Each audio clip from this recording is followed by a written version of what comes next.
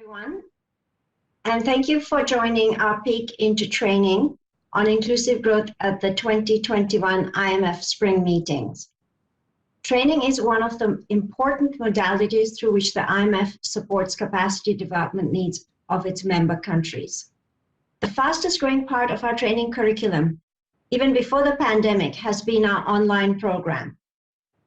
Over the past year, thanks to our strong partnership with the government of Japan, this growth accelerated further, tripling the number of course participants relative to the previous 7-year average.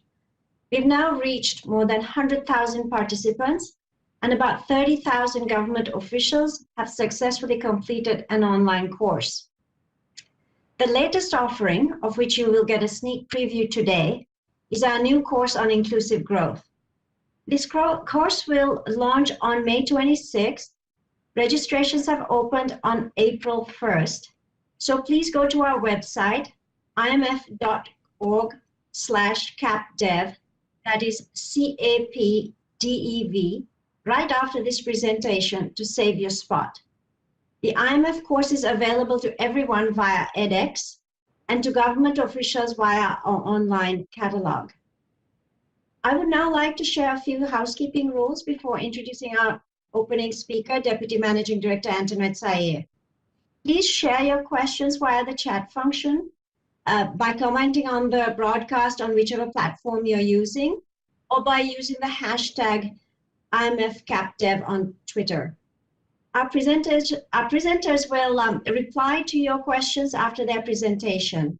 Please also keep your cell phones handy, as this peek into training will include some interactive sessions on menti.com, that is MENTI.com. With that, it is my pleasure to invite Antoinette Sayeh, Deputy Managing Director of the International Monetary Fund, to make introductory remarks. Antoinette has previously held senior positions at the World Bank and the IMF, and with a particular focus on development, and has served as the Minister of Finance of Liberia. Her presence with us today reflects our deep commitment to training and inclusive growth. Antoinette, the floor is yours. And thank you so very much, Sharmini, and a warm welcome to everyone. I'm really pleased to introduce the session. Let me start by saying that achieving inclusive growth, that is strong, equitable, and sustainable economic growth, whose benefits are widely shared, is one of the paramount policy challenges of our time. Prior to COVID-19, inequality had already been rising in many countries. And as we know, the pandemic has hit the poor and vulnerable populations especially hard, given their limited access to quality health care and to remote schooling, as well as their reduced ability to work from home. Millions are at risk of falling into extreme poverty relative to pre-pandemic trends, which is why, as countries plan their recovery from this crisis, governments must put in place policies that also ensure we build a solid foundation for a more inclusive economy. Now, inclusive growth is too often viewed in a piecemeal fashion, focusing on singular themes of, say, unequal access to basic services or gender inequality or regional disparities. But inclusive growth is multidimensional, and fostering it will require comprehensive and coordinated policies. For example, countries need to ensure access to health, education, financial services, and social safety nets. They also need to calibrate labor market policies, such as retraining and reskilling, and programs to promote youth employment and female labor force participation. And investing in digital technology can help deliver social support to those in need, while investing in green infrastructure can help to transition to a low-carbon, job-rich economy. These are all aspects of inclusive growth.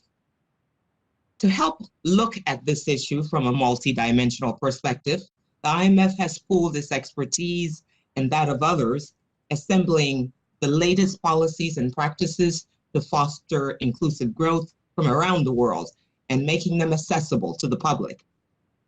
We'll publish a comprehensive guidebook to help policymakers and practitioners think about the right mix of these interconnected policies. We're also launching a new free IMF online course on inclusive growth on the edX platform next month, for which the registration has just opened, as Charmini mentioned.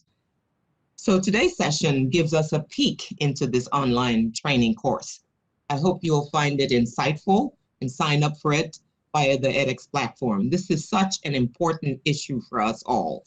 After all, there will be no sustainable recovery without giving everyone a fair shot. So let me stop there and turn the floor over to Valerie Cerra, Assistant Director in the IMF's Institute for Capacity Development, who's been leading this inclusive growth project. Valerie, over to you. Thank you very much, Antoinette. I'll be joined in this presentation by 3 other economists from the IMF Institute for Capacity Development, Maxim Ivanina, Nathalie Pouokam, and Nicola Spadafora. Okay, then let's take a look into training. Meet Chanda and Anil. They're among the millions of Indian children living below the poverty line. In fact, about half of India's population live in poverty, and more than 40% of those are children. Children are among the most vulnerable in many parts of the world. Here, and in addition to that, Hirabuya and Ruguro are drinking water from a street in Nairobi, Kenya. The elderly are another vulnerable group in many countries. Lydia is an elderly shepherd woman begging for money in the countryside near Potosi, Bolivia. Stark poverty and inequalities abound. Sometimes the poor and the rich live in close proximity, such as in São Paulo, Brazil, where the Paraísopolis slum is right next to the rich Morumbi neighborhood. Climate change is a force increasingly affecting the lives of many people. It'll have a devastating impact on agriculture and farmers, especially in countries near the equator, where countries already tend to be poor. But the impact is not limited to poor countries. Climate-related weather events lead to an increasing number of natural disasters, such as this historic flooding in a neighborhood near Austin, Texas. Well, the images you just saw give a glimpse into the challenges of achieving inclusive growth. But we'd like to hear from you, the participants, during this session. So we're going to be asking questions throughout the presentation. Please go to www.menti.com on your phone and put in the code that you see there, 8700-6192. Use that code to access our questions. So in the first question, we'd like you to type in what you think about, any policies or programs that come to mind when you think about how governments could improve inclusive growth. I mean, for example, what policies could governments use to reduce inequality or poverty or increase growth? Just type into the Menti and submit, and we'll start seeing your responses.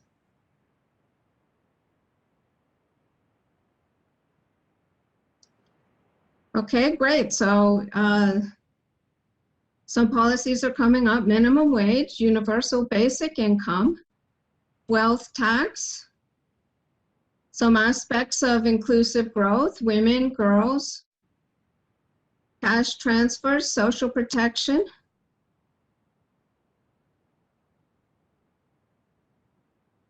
education, excellent.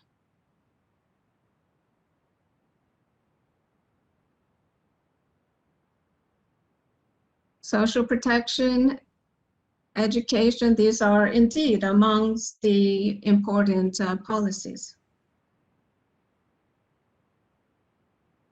Okay, so during the rest of the presentation, we're going to be asking other questions. So keep your phone at that same page. We're going to have a competition as we go along, and this will be scored for correct answers and for those who answer the fastest. So keep your phones ready to that same page. All right. During the next 40 minutes, my colleagues and I from the IMF are going to be doing a simulation. We're going to play ministers from a fictitious developing country called Esperanza. But the issues, evidence, and policies are from real countries. And you, the audience, will be citizens of this country. So we'll ask you Mentimeter questions, the competition questions based on our presentation. So keep those phones handy. Okay then. Dear fellow ministers of Esperanza, Minister of Finance, Minister of Labor, and Minister of Environment, as you know, the President asked me, the Minister of Planning and Economy, to convene this interministerial council to kick off the development of our 5-year strategic plan for inclusive growth. Each of your ministries have a crucial role to play in this strategic plan. So in a few minutes, I'll ask each of you to diagnose the issues and outline policy objectives in your areas. But first, let's remind ourselves of the inclusive growth framework that we use as a basis for strategic planning. To achieve strong, sustainable, and broad-based growth, our government needs to work hand in hand with the private sector. After all, private individuals and firms earn income on their labor, capital, and technological inputs. Globalization contributes to these inputs through migration, capital flows, and technology transfers across borders. These private sector inputs combine to produce goods and services. So we need to ensure that our markets are fair and competitive, and that there are opportunities for all to contribute and reap the outputs of production and trade. Our government regulates the private sector, but it also contributes directly to inclusive growth. First of all, we have a governance framework that establishes the rules of the game and holds us accountable as political leaders for making decisions in the best interest of the country. We can use our macro policies, fiscal and monetary policy, to smooth economic fluctuations and avoid disruptive recessions and crises, which are detrimental to both growth and equity. We also need to be mindful of the social goals and reforms that our citizens have voiced through the political system. In addition, we provide public services such as health, education, and infrastructure. And we use our taxes and spending to help the poor and reduce income disparities. In fact, redistribution through taxes and transfers usually reduces inequality relative to market outcomes. So the government and private sector jointly determine growth and the distribution of income. Inclusive growth means sharing the benefits of growth equitably across all segments of the population. So we need to examine any disparities in outcomes, such as disparities across genders, ethnicity, and age, as well as even different regions of the country. Inclusive growth has to be sustainable. Economic benefits, including resource wealth, need to be shared across current and future generations. So sustainability requires addressing the potential detrimental impact of climate change on future generations. Inclusive growth is also dynamic. If we can't reduce inequality and poverty, our citizens will likely hold us accountable in the next elections. And the final distribution of income also affects the private sector inputs by providing opportunities to accumulate human and physical capital and promote entrepreneurship. Well, as I said, inclusion means an equitable distribution of income. Now, our National Statistical Agency will conduct a household survey soon, and they'll use that data to construct measures of poverty and inequality, which are two important indicators. And here in the Ministry of Planning and Economy, we're developing our own capacity in measuring inclusive growth to use in analysis. In fact, recently we sent some of our staff for training with IMF experts. In fact, let me share with you a training video explaining about the Lorenz curve and inequality.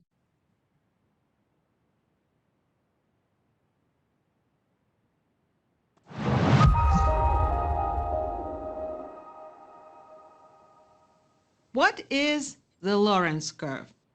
Perhaps you have heard about it. It is a well-known graph developed at the turn of the century by Max Lorenz, an American economist. It plots the distribution of wealth or income for a country. To understand the Lorenz curve, let's take a look at it. In this figure, the horizontal axis denotes the percentage of country's population, where population is ranked by income from low to high. The vertical axis denotes the percentage of the country's total income.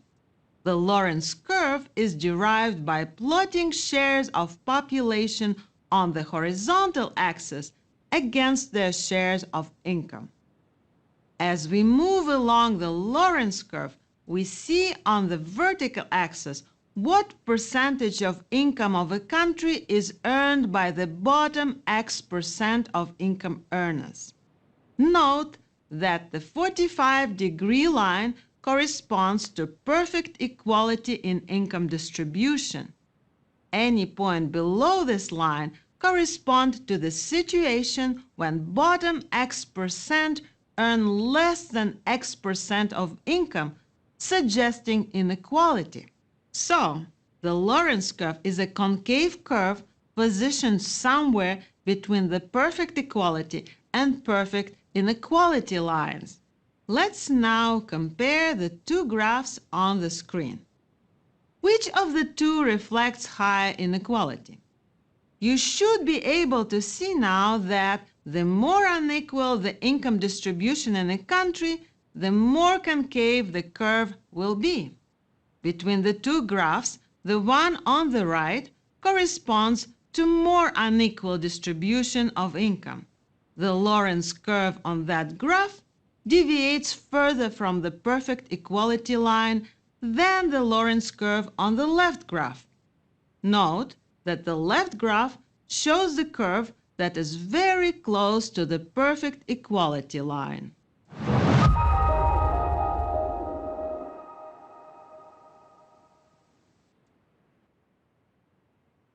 Well, okay, so after constructing the Lorenz curve, we can construct a measure of inequality called the Gini Coefficient.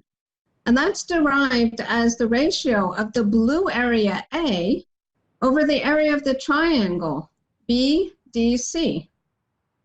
The larger is this blue area A, the higher is the inequality and the higher is the Gini coefficient. So a Gini coefficient of 1 means complete inequality, whereas a Gini coefficient of 0 means complete perfect equality. Okay, well, since our mandate is to increase growth and inclusion, let me ask each of you ministers whether you see any trade-offs between raising economic growth and reducing inequality and poverty. Sure, let me start. It's really very simple. Higher growth is absolutely fundamental to reducing poverty and inequality. Why? Growth means more jobs. It means more good jobs. Jobs paying reasonable wages. Jobs in the formal sector, which provide security and access to social protection, unlike the informal sector. And as the Minister of Finance is always reminding us, more growth means more tax revenue. We can use this revenue to help improve the quality of our healthcare and education, especially for our most disadvantaged citizens. And we can use tax revenue to help finance anti-poverty programs. So, if you care about poverty and inequality, you should focus on growth, growth, and more growth. Thank you. Dear Minister, I see your points, but I beg to disagree. I think economic growth can be of different quality, and it may sometimes lead to higher inequality and even sometimes higher poverty. First of all, if growth degrades the environment, if it destabilizes our climate, it is unsustainable, and it will especially hurt the poor because they are more vulnerable to the environmental shocks and they live in more polluted areas. Secondly, growth can be asymmetric. technological progress may sometimes benefit high-income earners or capital owners, whereas people in other sectors are left with stagnant earnings. Likewise, growth can benefit urban regions, whereas rural regions where poor subsistence farmers live are left behind. Minister of Labour, Minister of the Environment, both of you talked about the impact of growth on inequality and poverty. But I want to think that causation actually goes the other way around. I want to think that high inequality and poverty lead to slow growth. Here in Esperanza, we've seen that every time inequality and poverty went up high, we had to increase spending on social programs and transfers. This has usually meant that we had to raise taxes to finance the increased spending. And as you know, higher taxes are a burden on businesses. Higher taxes slow them down. Higher taxes slow growth down.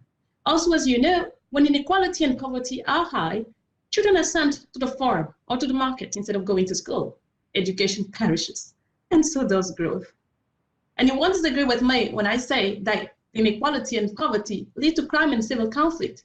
Inequality and poverty create distrust in our institutions. They destroy the very fabric of our nation. They destroy our dreams. They clearly destroy our growth potential. Well, that's interesting. But I was speaking with the Employers Association last week, and they were arguing the opposite. They thought that inequality is a byproduct of providing incentives for economic growth. And the opportunity to get a better job and higher salary necessarily means some inequality. But this inequality provides the incentives for hard work and savings, as well as investment and entrepreneurship. So I've been taking some notes of what we've just discussed, and it seems there are multiple channels through which growth and inequality and poverty affect each other. Some factors drive growth to be correlated with inequality and poverty, but other factors drive the opposite relationship. So I guess it's an empirical question. Well, let's elicit the views of our citizens. So dear viewers, could you please open your Mentimeter competition question about the empirical relationship between growth and inequality and poverty? So this is going to be timed as well as scored. So I hope you're ready. Get ready to answer.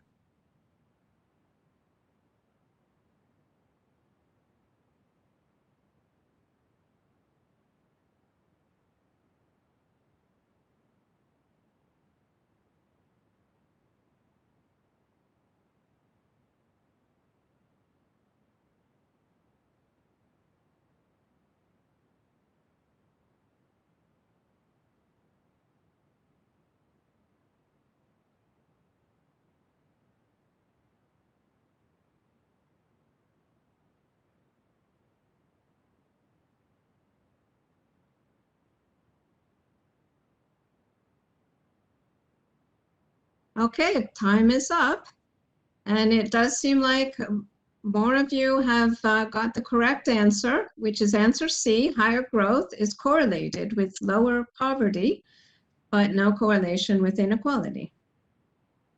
Well, in fact, we just received the results of a study from the University of Esperanza. They looked at cross-country data on growth, poverty, and inequality.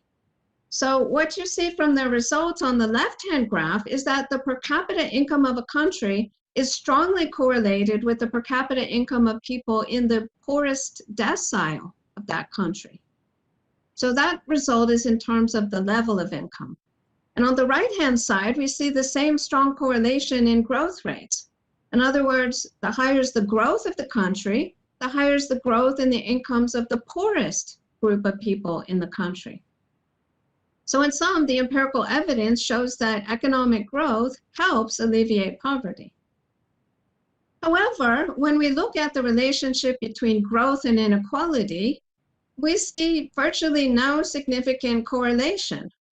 And maybe that's because of the multiple channels we were discussing between growth and inequality, operating in different directions. Although there is some empirical evidence, including work at the IMF, showing that higher inequality reduces future growth.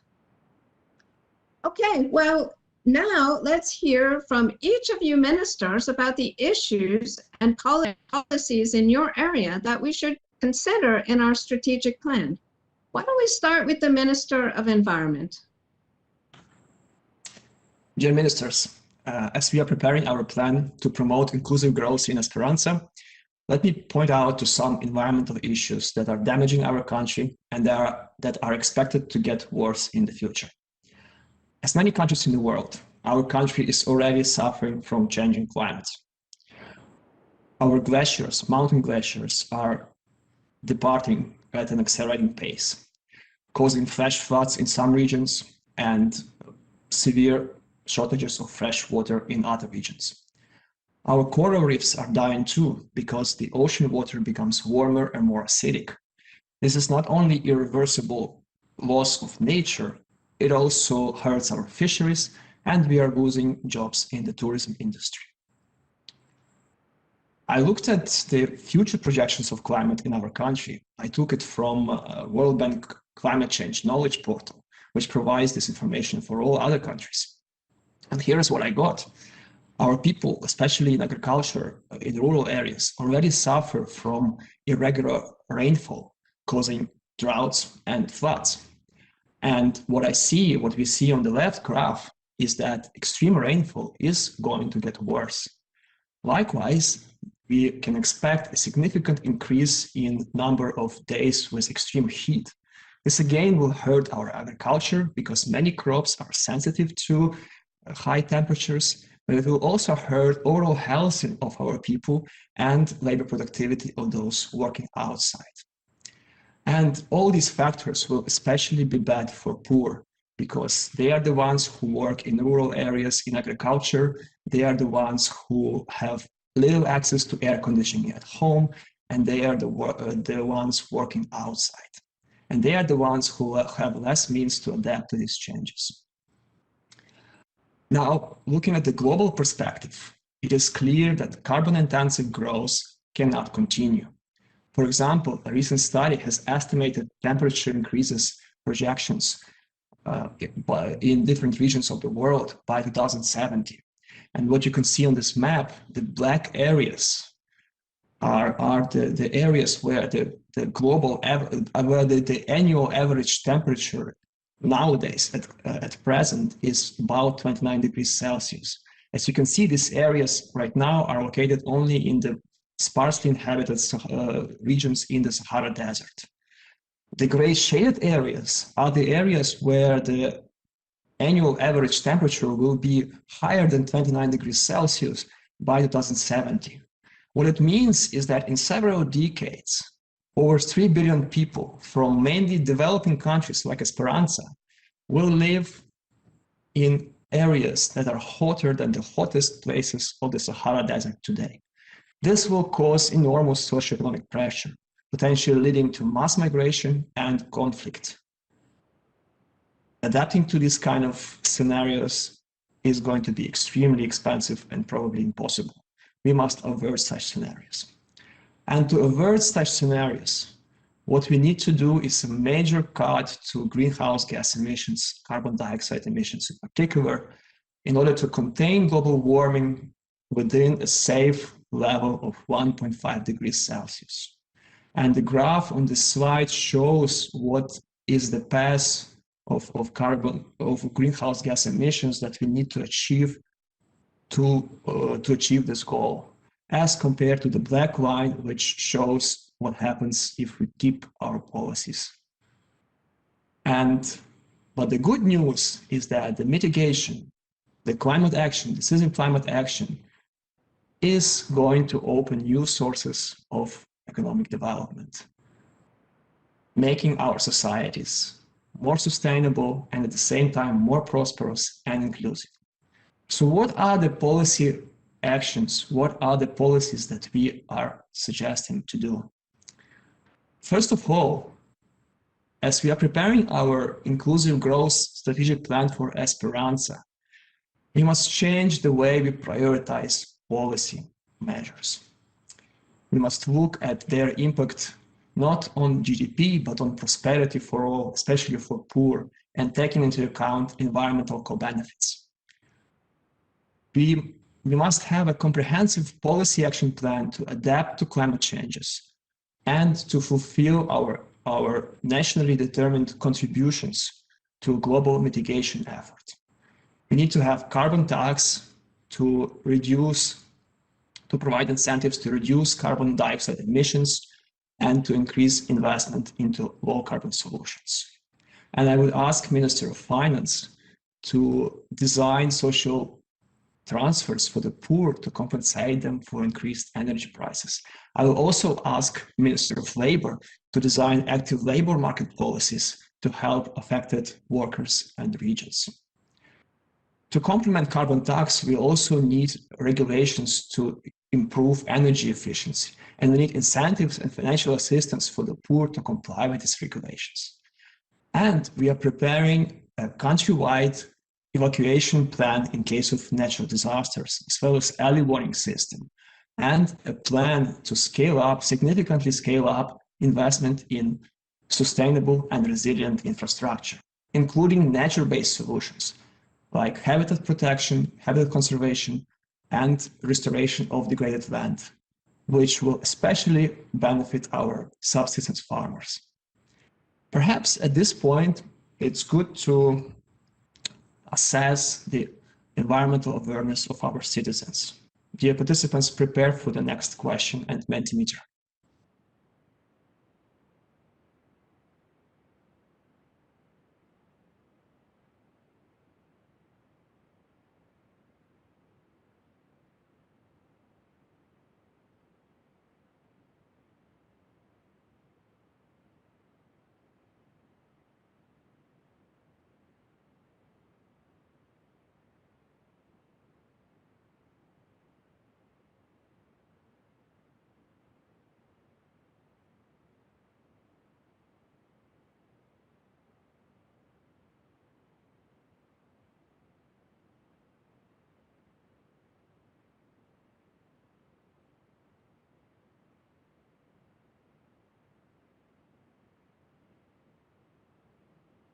You've got an interesting response. The right answer is increasing extreme fall. This is what is caused by climate change, and increasing carbon dioxide emissions is actually what is causing climate change. So that's a mix of reason, cause and consequence.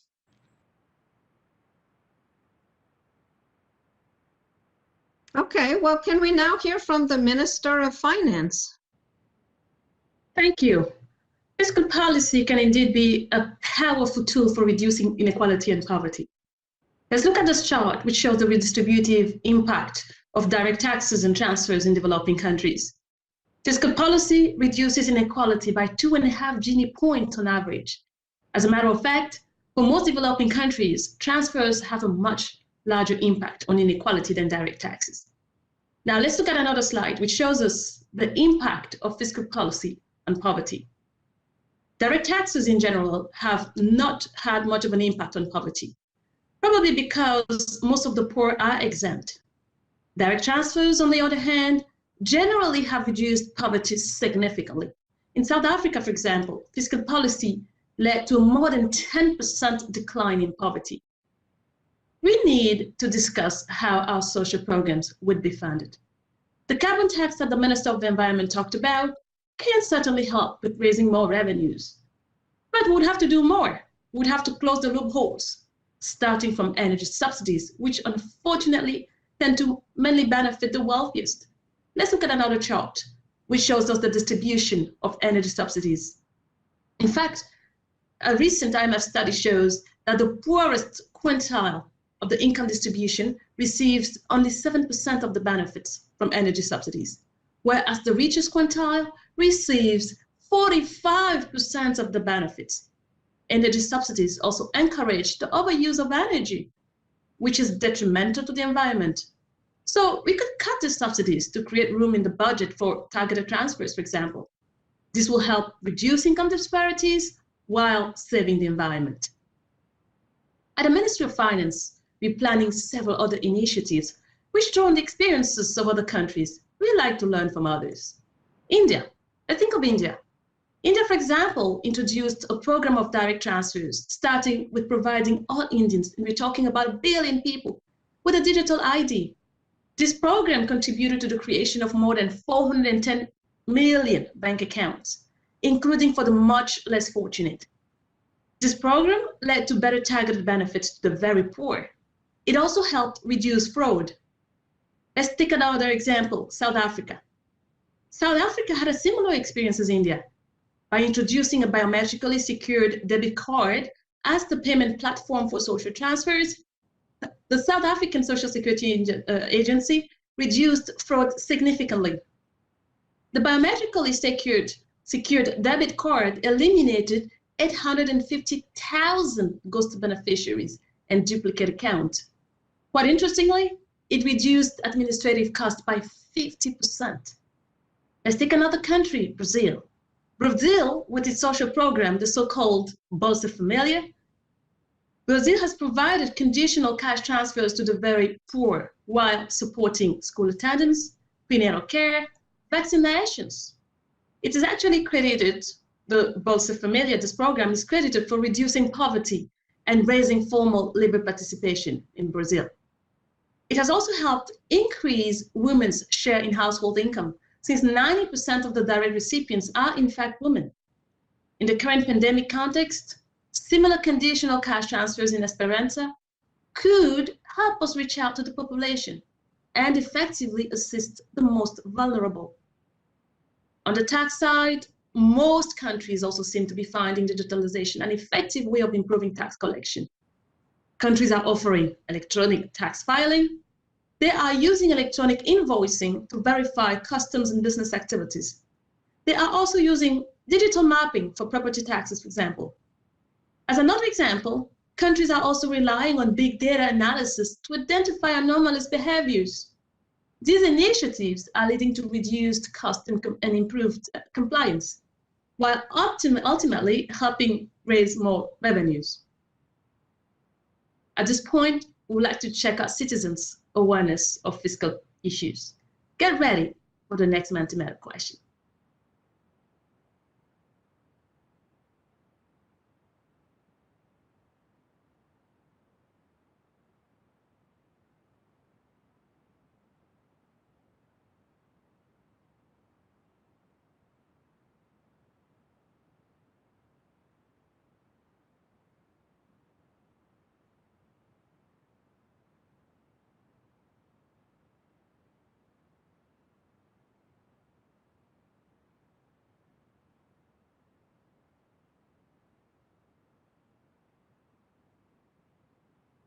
Keep voting. Time's up. And you got it right. The right answer is A. Inequality and poverty can be curtailed by reprioritizing spending in favor of the most vulnerable. Well, thank you, Minister of Finance. Could we now have the Minister of Labor brief us? Thank you. I agree that technology can help raise revenue and improve the targeting of public transfers. Even more important, technological progress has led to a dramatic improvement in wages and living standards over the past several centuries, and especially since the start of the Industrial Revolution. Even so, as Minister of Labour, I am concerned that recent technological trends could have negative effects for some jobs and some workers. In the United States, during the past few decades, automation has killed off many of the less skilled, routine jobs, both manual and cognitive. The only significant growth in employment and wages has been in non-routine cognitive jobs. Now, our country is far from the technology frontier, but these global trends do have implications for our workers. As a developing country, we have a comparative advantage in producing goods using unskilled labor.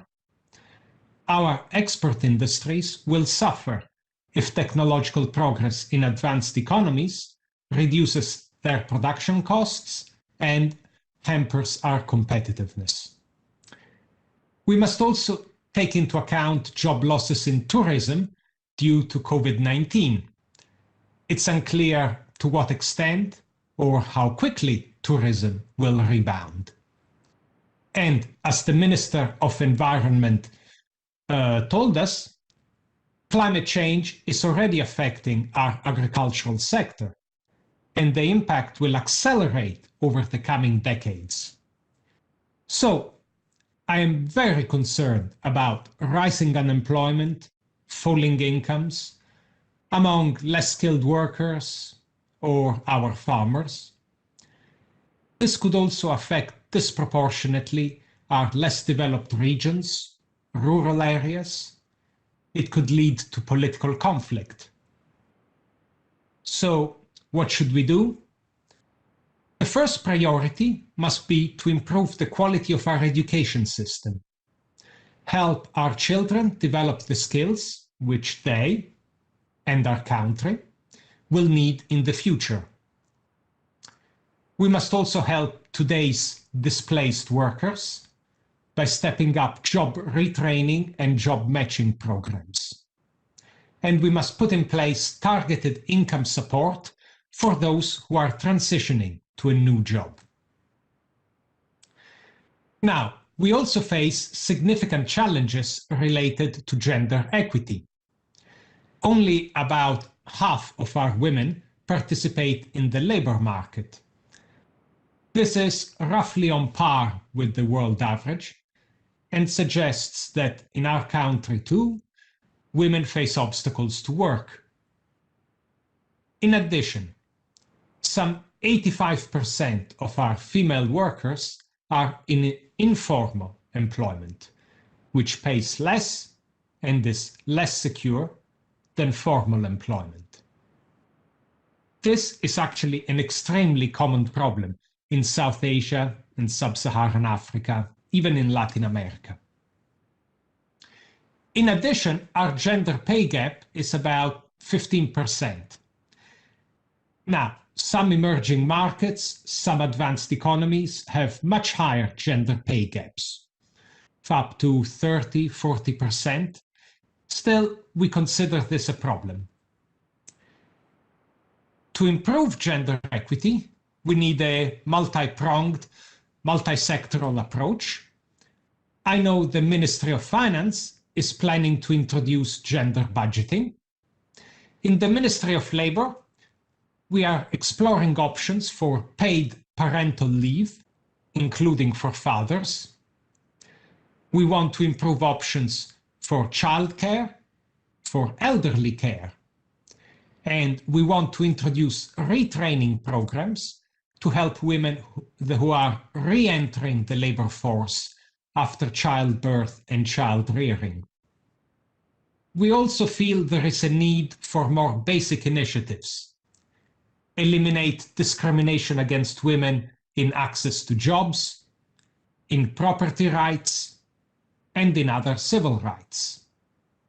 Last but not least, we will assist the Ministry of Justice in developing educational campaigns against gender-based violence and improving the enforcement of laws against this violence.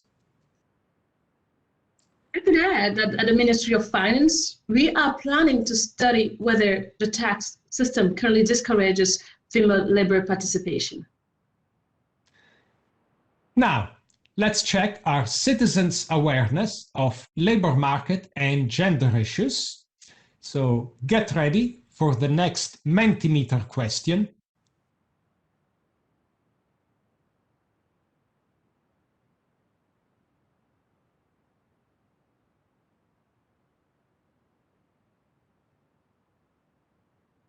This will be the last Mentimeter question, and then we will announce the winner of the competition.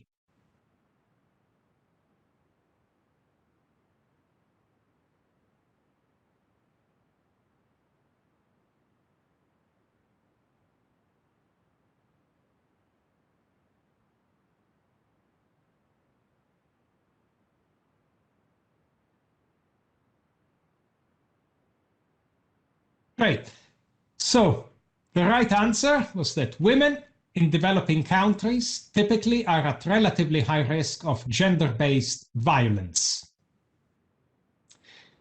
Well done to everyone, of course, but in particular, congratulations to Climate Warrior, who won the competition.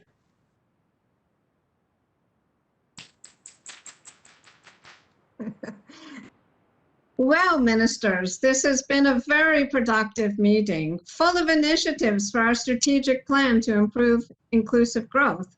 And I look forward to our continued dialogue on these issues. Well, viewers, that wraps up our simulation. The topics we just discussed are ones that participants in the new online course will be able to learn in detail. The course will teach how to measure the extent to which a country is achieving inclusive growth based on a wide range of indicators. Participants will learn how to design an inclusive growth strategy, including using fiscal and labor market policies. You'll also be able to learn about the issues of gender, technology, as well as governance and climate change. Now, while there are books and other resources that discuss these topics in a piecemeal way, what we've done is to bring all these issues together. So the course will offer you a holistic and integrated approach to improving inclusive growth. Now, before we turn to the questions and answers, we'd like to share with you a short video about our new online course.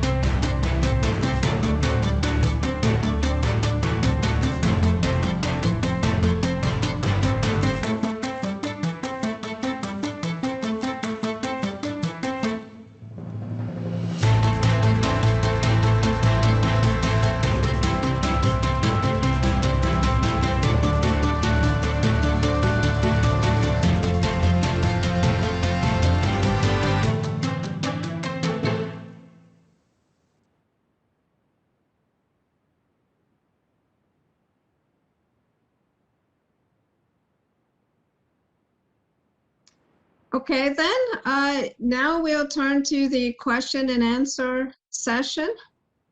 If you do have any questions, please add them to the chat. Maxim, have you received any questions so far?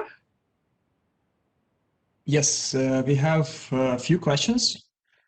One is perhaps for you, Valerie, or it's a more general one, is to clarify the linkages, perhaps empirical and theoretical, between the growth and poverty and inequality.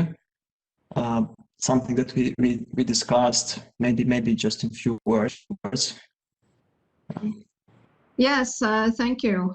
It's an excellent question, and we will have a lot of information about that in the new online course, as well as in the book. We'll have the book that will be coming out later this year. We'll have an entire chapter devoted to the complex linkages, because it turns out, as we showed you in the diagram, that causation between growth and inclusion, measured, for example, by inequality and poverty, go in multiple directions. There are some reasons why higher growth leads to more inequality or less inequality. and there's the reverse degree of causation. And the literature is filled with many different types of channels. And so theoretically, it can go in any direction. But the empirical evidence suggests a very strong relationship between higher growth and the reduction of poverty. That's clear. What's less clear is the relationship between growth and inequality. And as we showed you the scatter plot, there's really no systematic relationship that's contemporaneous. Now, as I was saying, there are some studies in the IMF and elsewhere that suggest that many of the channels that cause inequality has many channels which cause lower growth. It could be, for example, civil conflict. It could also be related to the fact that inequality and poverty mean that people don't have the resources to get an education. They don't have the resources to invest if they have a great idea, to expand production or introduce a product. And if they are not able to have any wealth to use as collateral for bank loans, it means that there are a lot of opportunities left on the table. And so what we have found when we look at all of the multiple channels, even in this relationship between growth and inequality, is that to some extent, we want to encompass all of the issues. And yes, there need to be some incentives for hard work and saving. So there may need to be some degree of inequality of outcomes. But what's very important is that inequality of opportunities is dealt with, because it is when people lack the opportunities to make use of their natural talents, their intelligence, their hard work, their entrepreneurial ideas. That is where, for sure, inequality, those inequalities of opportunities would lead to lower growth. Okay? Thanks, Valerie. So another question, I think, for Nicola is there research, and could you explain more the linkages between parental leave and how can it help address gender inequality in the labor market? Excellent question. Most countries still operate under very archaic regulations on parental leave. The expectation is that it's the woman that will drop out of the labor force and take care of the children. This perpetuates bias against women in the workplace. It also lowers expectations as to what men are capable of. A few countries, in particular in Scandinavia, have introduced a more enlightened approach to parental leave, allowing, indeed encouraging, through various incentives, both parents to take leave to look after children. This seems to be associated with greater gender equality in the workplace, and equally important, it also seems to be associated with greater satisfaction and happiness among both parents.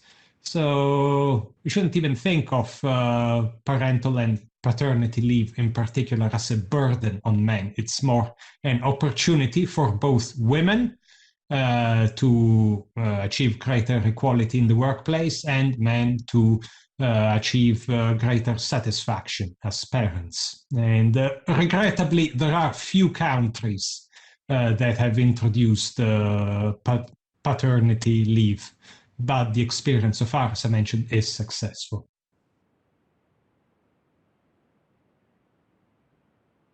All right, then I guess there is a question for me.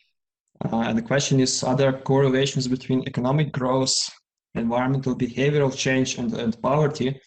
And well, I must tell honestly, I'm not aware of this kind of research, but what we indeed need for decisive climate action, for making our growth sustainable, we indeed need changes in social behavior, changes in norms.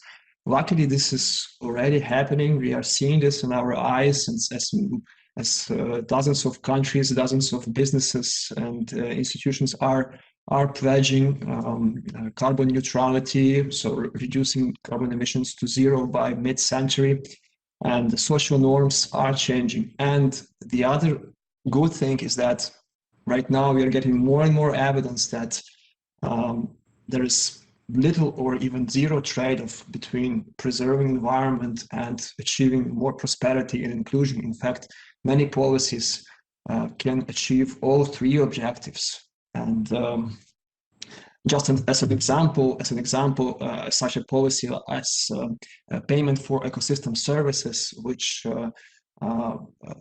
basically government provides payments to owners of natural resources like forests or wetlands for preserving these resources. And very often these resources are owned by subsistence poor farmers, and so they preserve these resources. They get there is a global benefit from that, but they also it also improves their livelihood. So policies like that, combined with technological progress and change the social norms and behavior, can make our future more prosperous, sustainable, and inclusive. And I have a question for perhaps Nathalie. Or it's a more general one. So where do we start if achieving inclusive growth is a core objective of our policy framework? Thank you, Maxim. That's a good question. Where do we start if we want to implement policies to support inclusive growth? Well, I think the right place to start is, looking into the question, right? How do our programs benefit the population? Who gets most of the benefits, right? How assess the problem? What is our distribution of income like, and who benefits from our programs? And then we'd have to think about the trade-offs, right, between growth and equity, because certain policy measures would improve growth and improve equity. Some would hurt growth, but reduce inequality, and some would hurt growth and inequality. So one thing is for sure is that we have absolutely the need to avoid at all costs policies that hurt growth and equity, and policies that encourage both growth and equity are to be encouraged. And when there are trade-offs, we really need to know, what to do in those cases. Who gets most of the benefits, and what are the right choices, taking account of the trade-offs. But it definitely starts with the right statistics, tracking unemployment, knowing who receives the benefits, and coming up with smart policies to avoid fraud and digitalizing and improving efficiency. Thank you.